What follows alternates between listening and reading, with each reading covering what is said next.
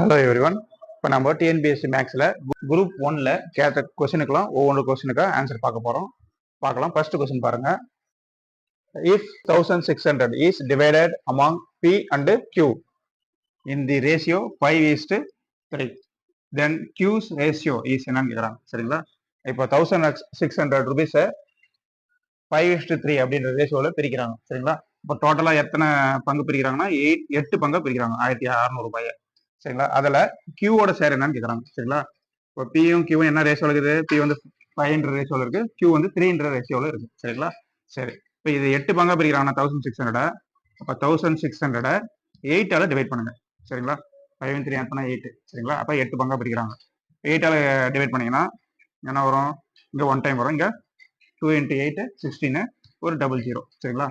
அப்போ 1 ஷேர் எவ்வளோ? ஒரு பங்கு வந்து 200 ரூபாய். சரிங்களா? இப்போ கியூவோட ஷேர் தான் என்னன்னு கேட்குறாங்க. இப்போ கியூக்கு என்னது? 3 பங்கு கொடுக்குறாங்க. சரிங்களா? 3 ஷேர் கொடுக்குறாங்க. அப்போ 3 ஷேர் ஈக்குவல் டு 200 3ஆல பெருக்கணும். இப்போ 3 × 200 எவ்வளோ வரும்? 600 ஷேர்.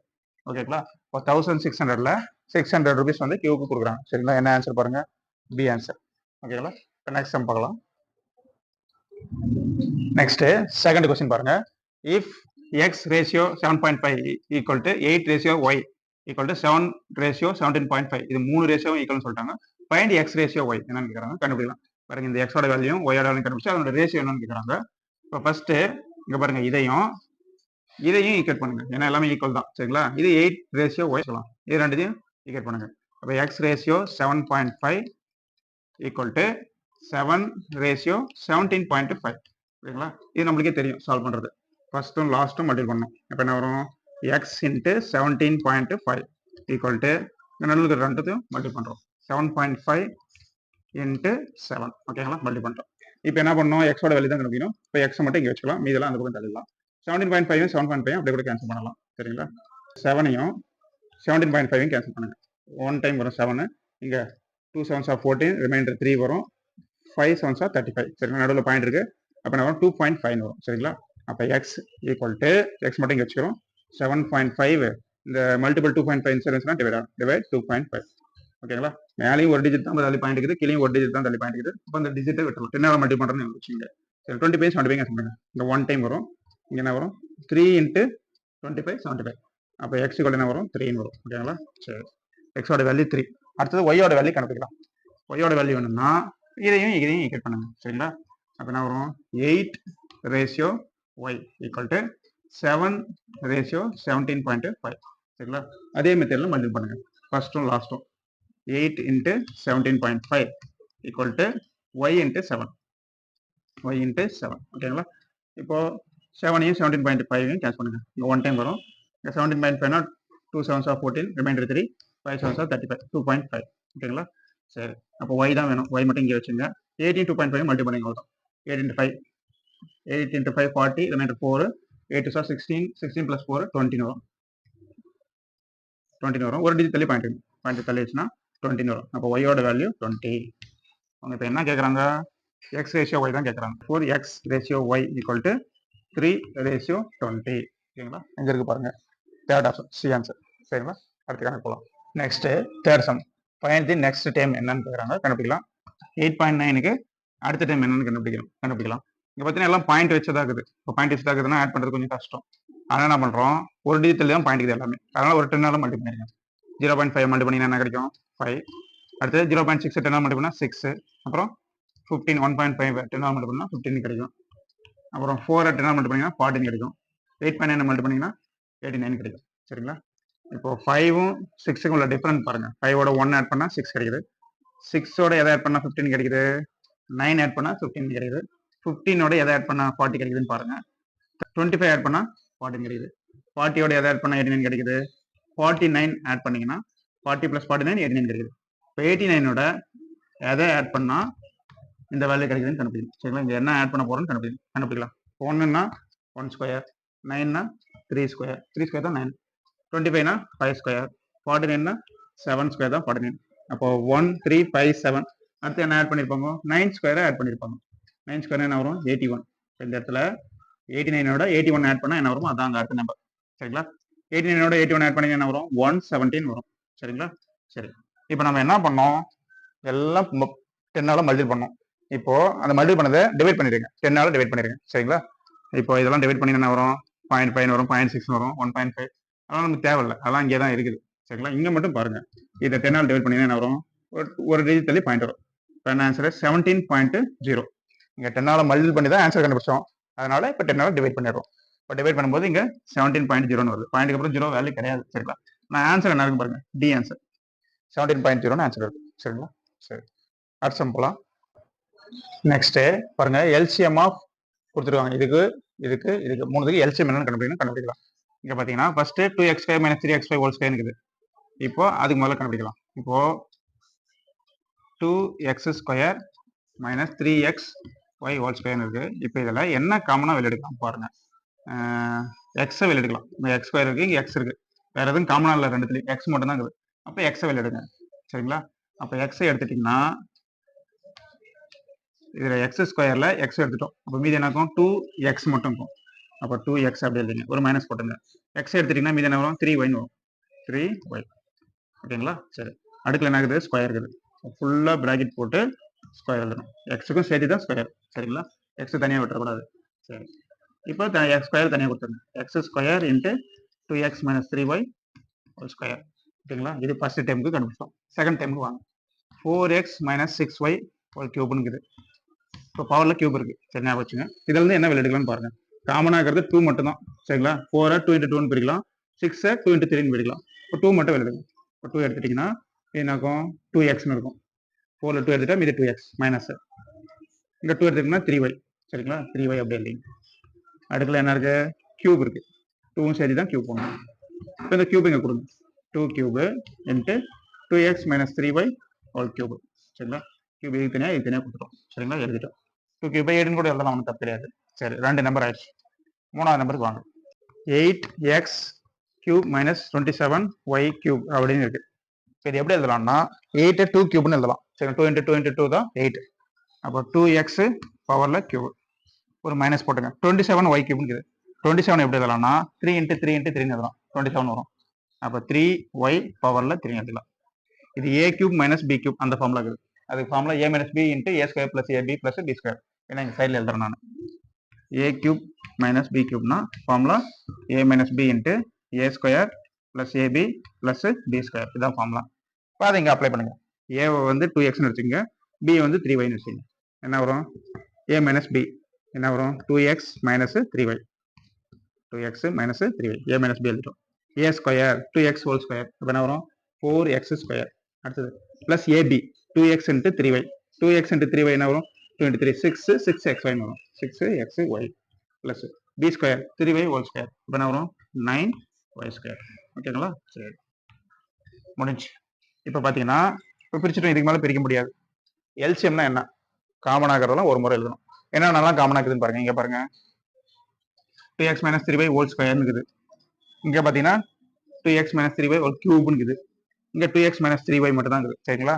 சரி, இங்கே கியூப் இருக்கு, இங்கே 2x - 3y அப்படின்னு இருக்குது. என்ன அர்த்தம்னா இருக்கிறதுலே எல்சிஎம்னா இருக்கிறதுல எது பவர் அதிகமோ அதை எழுதணும். ஜிசிடினா பவர் எது கம்மியோ அதை எழுதணும். மூணுத்துல எது பவர் அதிகம், இது 2x - 3y ஹோல் ஸ்கொயர், இது 2x - 3y ஹோல் கியூப், இது 2x - 3y. இது ஒரு டைம், இது 3 டைம், இது 2 டைம். அப்போ எது எழுதணும், அதிகமாகிறது தான் 2x - 3y ஹோல் கியூப் தான் எழுதணும். சரிங்களா? எழுதிங்க, எல்சிஎம் தான் எழுதுறேன். 2x - 3y ஹோல் கியூப் எழுதிட்டோம். ஓகேங்களா? இருக்கிறதுல பவர் அதிகமாக எழுதிட்டோம். எழுதிட்டு சேமாக்கிறதுல எது பவர் அதிகமோ அதை எழுதிட்டோம். எழுதிட்டு மீதி எல்லாத்தையும் அப்படியே எழுதிடணும். சரிங்களா? மீதி என்ன ஆகுது, இதுல வேற என்ன எக்ஸஸ் ஆகுது, இதுல தான் எழுதிட்டோம். மீதி x² இருக்குது, அது எழுதுங்க. x², முன்னாடி எழுதினாலும் சரி பின்னாடி எழுதினாலும் சரி. சரி, x² எழுதுறோம். இதுல வாங்க, இதில் தான் பவர்ல அதிகமாக எழுதுறோம். மீதி 2 கியூப் இருக்குது. அப்போ 2 கியூப் x². சரிங்களா? 2 கியூப் x². இது அப்புறம் மீதி இதுல என்ன ஆகுதுன்னு பாருங்க. இதை தான் எழுதியாச்சு. மீதி இருக்கிறது இது, அது எழுதுங்க.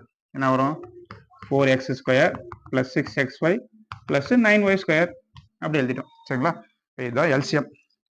ஓகேங்களா? இந்த ஆன்சர் எங்க இருக்குதுன்னு பாருங்க. 2 கியூப் x², எங்க இருக்கு, 2 கியூப் x² இங்க இருக்கு. 2 cube x² into 2x - 3y whole cube எழுதிட்டோம். இன்ட்டு 4x² + 6xy + 9y², அது உங்களுக்கு. சரிங்களா? இப்போ ஆன்சர் என்னது, பி தான். ஓகேங்களா? ஈஸி தான். சரிங்களா? நீங்க படப்படன்னு போடலாம், நான் மெதுவாக உங்களுக்கு புரியறதுக்கு மெதுவாக நடத்தினா நீங்க டக்குன்னு ஆன்சர் எழுதிடலாம். டக்கு. சரிங்களா? அடுத்த கணக்கு போகலாம்.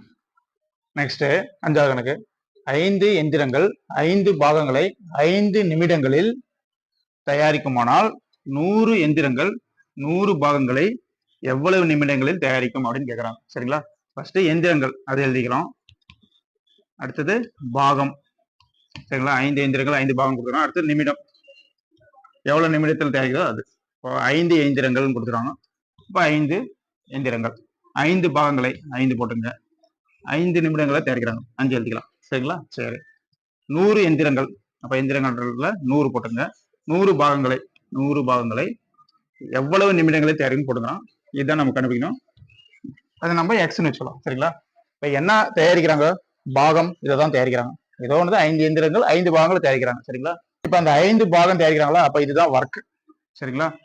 அப்போ ஒர்க்கை நம்ம டிவைட்ல எழுதுவோம். சரிங்களா? ஒர்க்கை நம்ம டிவைட்ல எழுதுவோம். சரிங்களா? இப்போ பாத்தீங்கன்னா ஃபர்ஸ்ட் லைன் எழுதுறேன். 5 இன்ட்டு இதை தான் எழுதக்கூடாது, அதை டிவைட்ல எழுதணும். இந்த 5 5 இன்ட்டு 5 டிவைட் பை இந்த 5 எழுதிக்கிறோம். ஈக்குவல் டு 2வது லைன் எழுதுறோம். 100 இன்ட்டு பாகம் தான் தயாரிக்கிறோம், அது மேலே எழுதக்கூடாது, அது கீழே தான் எழுதணும். அடுத்து என்ன எழுதணும்? எக்ஸ் டிவைட் பை இந்த 100 கீழே எழுதணும். ஓகேங்களா? இப்போ கேன்சல் பண்ணினா அதுதான் ஆன்சர். சரிங்களா? இந்த 5 கேன்சல் பண்ணிடலாம். சரிங்களா? 100 கேன்சல் பண்ணிடலாம். அப்போ 5 ஈக்குவல் டு என்னது? எக்ஸ். சரி, ஓகேங்களா? இப்போ 100 எந்திரங்கள் 100 பாகங்களை 5 நிமிடங்களில் தயாரிக்கும். எங்க இருக்கு ஆன்சர் பாருங்க, 5 நிமிடம். ஓகேங்களா? அடுத்த கணக்கு போகலாம். நெக்ஸ்ட் 6வது கணக்கு. 3 numbers are in the ratio 3:4:5 and their LCM is 2400. The HCF of this number is என்னன்னு கேக்குறாங்க. ஒரு 3 நம்பர் கொடுத்தாங்க, அதனோட ரேஷியோ கொடுத்துட்டாங்க, அதோட எல்சிஎம் கொடுத்துருக்காங்க. HCF என்னன்னு கேக்குறாங்க, கண்டுபிடிக்கலாம். இப்போ HCF வேணும்னா எல்சிஎம் என்னவோ அது எழுதுங்க. 2400 எல்சிஎம் எழுதிட்டீங்க. டிவைட் பை இந்த 3 நம்பரையும் மல்டிபிள் எழுதுங்க. இப்போ 3 இன்ட்டு 4 இன்ட்டு 5. சரிங்களா? இப்போ கேன்சல் பண்ணா அதுதான் HCF. ஓகேங்களா? இப்போ முதல்ல 5 2400 கேன்சல் பண்ணுங்க. என்ன வரும்? 4 பைசா 20, ரிமைண்டர் 4, 8 பைசா 40, ஒரு 0 சரிக்கலாம். ஓகேங்களா? சரி. 4ஐயும் 4 கேன்சல் பண்ணுங்க. 1 டைம் வரும். 2 4 8, அப்புறம் 0 வரும். 120 வரும். 3 120 கேன்சல் பண்ணுங்க. 1 டைம் வரும். இங்க பாத்தீங்கன்னா 4 3 12, ஒரு 0 சரிக்கும். அப்போ HCF என்னது? 40. ஓகேங்களா? அதான் ஆன்சர். எங்க இருக்கு பாருங்க, ஏ ஆன்சர் 40. சரிங்களா? அடுத்த கணக்கு போகலாம். ரமேஷ் 15600 வைப்பு தொகையாக 10% தனி வட்டி வீதத்தில், தனி வட்டி ஞாபகம், முதலீடு செய்கிறார். ஒவ்வொரு 2 ஆண்டு முடிவிலும் அவர் வட்டி தொகையை அசலுடன் இணைக்கிறார் எனில் 4ஆம் ஆண்டின் முடிவில் இணைக்கப்படும் வட்டி தொகை எவ்வளவுன்னு கேட்கறாங்க. 4ஆம் ஆண்டுல வட்டி தொகை என்னன்னு கேட்கறாங்க, இணைக்கப்படும் வட்டி தொகை. ஆனா 2 ஆண்டு முடிவிலே வட்டி தொகையை அசலோட இணைச்சிடறாரு முதல்ல. அப்போ 15600க்கு 2 ஆண்டுக்கு என்ன வட்டின்னு கண்டுபிடிக்கலாம். அப்போ இன்ட்ரெஸ்ட் ஃபார்முலா தெரியும், PNR டிவைட் பை 100. ஓகேங்களா? இப்போ வி அசல் 15600, இப்போ 15600 எழுதிங்க. இன்ட்டு என் முதல்ல 2 வருஷத்துக்கு தான் கண்டுபிடிக்க போறோம். இப்போ 2 இன்ட்டு ஆறுன்றது 10%, இப்போ 10 வகுத்தல் 100. இப்போ இதுக்கு வட்டி என்னன்னு கண்டுபிடிச்சு, 2 ஆண்டுக்கு வட்டி என்னன்னு கண்டுபிடிச்சு அசலோட நம்ம இணைச்சிடறோம். இணைச்சிட்டு அடுத்த 2 வருஷத்துக்கு கண்டுபிடிக்கிறோம். சரிங்களா? சரி. 2 0 கேன்சல் பண்ணிருங்க. இது எதுவும் கேன்சல் ஆகாது, மல்டிபிள் பண்ணுங்க. 2 12 2 மிச்சம் 1, 2 5 10 1 11 1 மிச்சம் 1, 2 1 3, 312. ஒரு 10ஆல் பெருக்கிறோம். இப்போ 3120. சரிங்களா? இதான் வந்து இன்ட்ரெஸ்ட் 3120. இது 2 ஆண்டு முடிவில். இதை வந்து அசலோட சேர்த்துருங்க. அசல் என்ன? 15600.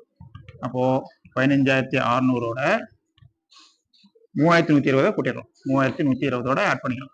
இப்போ 0 2 7 8 1, இப்போ 18,720 வந்திருக்கு. சரிங்களா? அடுத்த 2 வருஷத்துக்கு என்னன்னு கேட்கறாங்க. 4ஆம் ஆண்டின் முடிவில் இணைக்கப்படும் வட்டி தொகை தான் கேட்கறாங்க. முதல் 2 வருஷத்துக்கு கண்டுபிடிச்சிட்டு வட்டியை கண்டுபிடிச்சிட்டு அதை அசலோட இணைச்சிட்டோம். இப்போ அடுத்த 2 வருஷத்துக்கு கண்டுபிடிக்கணும். சரிங்களா? அப்போ அதே PNR பை 100 தான். சரிங்களா? அப்போ P இதான் 12700 இன்ட்டு என் வந்து என்னது? அடுத்த 2 வருஷம்னா 2 தான் எழுதணும். சரிங்களா? 4 போடக்கூடாது, 2 தான் எழுதணும். 600 என்னது? 10 வகுத்தல் 100 கண்டுபிடிக்கலாம். ஒரு 0 கேன்சல் பண்ணுங்க. ஒரு 0 இன்னொரு 0 கேன்சல் பண்ணலாம். இப்போ 2ஐயும் 1272 பெருங்க. 2 4, 2 16 4 மிச்சம் 1, 2 16 1 17 7 மிச்சம் 1, 2 1 3. அப்போ என்ன வரும்? 3744 ரூபாய் 4 வருட முடிவில் அவங்க இணைக்கிறாங்க. சரிங்களா? இணைக்கப்படும் வட்டி தொகை கேட்கறாங்க. 3744 எங்க இருக்கு பாருங்க, சி ஆன்சர் 3744. சரிங்களா? அடுத்த கணக்கு போகலாம். நெக்ஸ்ட் 8வது கணக்கு. அகிலா தேர்வில் 80% மதிப்பெண்களை பெற்றால் அவள் பெற்றது 576 மதிப்பெண்கள் எனில் அந்த தேர்வின் மொத்த மதிப்பெண் என்னன்னு கேட்கறாங்க. சரிங்களா? இப்ப என்ன கேட்கறாங்கன்னா, அகிலா தேர்வுல எவ்வளவு மதிப்பெண் பெற்றாங்க? 80% மதிப்பெண் பெற்றிருக்காங்க. அவள் பெற்றது மொத்த மதிப்பெண் எவ்வளவு? 576. இப்ப 80% வந்து 576. 100% என்னன்னு கேட்கறாங்க. சரிங்களா? அப்போ 100% அவள் பெற்ற மொத்த மதிப்பெண் என்ன கேட்கறாங்க. மொத்த மதிப்பெண் என்னன்னு தெரியல. அதை நம்ம எக்ஸ்ன்னு வச்சுக்கலாம் மொத்த மதிப்பெண். அப்போ 80% ஆஃப் எக்ஸ். சரிங்களா? எக்ஸ்ல மொத்த மதிப்பெண்ல 80% தான் எவ்வளோ? 576. ஓகேங்களா? சரி, இப்போ கண்டுபிடிங்க. இப்போ 80 வகுத்தல் 100 எழுதலாம். பர்சன்டேஜ்னாவே வகுத்தல் 100 இன்ட்டு எக்ஸ் ஈக்குவல் டு 576. ஒரு ஜீரோ கேன்சல் பண்ணுங்க. 8ஐயும் 10 கேன்சல் பண்ணலாம். 4 2 8 2 10. ஓகேங்களா? 4ஐயும் 576 கேன்சல் பண்ணலாம். இங்கே ஒரு முறை வரும். இங்கே பார்த்தீங்கன்னா ஒரு முறை மீதி 1ன்னு வரும். நாங்கள் 16 மீதி 1 நாங்கள் 16 144 வருது. இது 5 பெருங்க. அப்போ எக்ஸ் ஈக்குவல் டு 144 இன்ட்டு 5. சரிங்களா? 5 20 0 மீதி 2 5 20 2 22 2 மீதி 2 5 5 2 7. மொத்த மதிப்பெண் எவ்வளோ? 720. சரிங்களா? A answer 720. அப்போ 720ல 80% எடுத்துக்கலாம். 80% வந்து எவ்வளோ? 576. வேற மெத்தட்லும் போடலாம். அப்படியே எழுதி எக்ஸ் அப்படின்னு எழுதி 100% எக்ஸ்ன்னு எழுதி அப்படியே டேரக்டா அப்படியே கிராஸ் பண்ணி அப்படின்னு போடலாம். அதுவும் கரெக்ட் தான். நான் உங்களுக்கு ப்ரொசீஜர் சொன்னேன். சரிங்களா? இப்படிதான் ப்ரொசீஜர் போடணும். அதுக்காக சொன்னேன். 9வது கணக்கு.